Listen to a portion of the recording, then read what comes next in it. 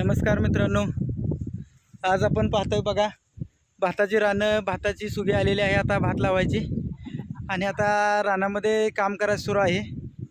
Police भरतीला जर माझी तुम्हाला सर्वांना नम्र विनंती आहे, कोणी जर पोलीस भरतीला फॉर्म भरला असेल तर जीव तोडून कष्ट करा, नाहीतर बघा भाई असं भांगलायला लागणार, वाईट आहे ते।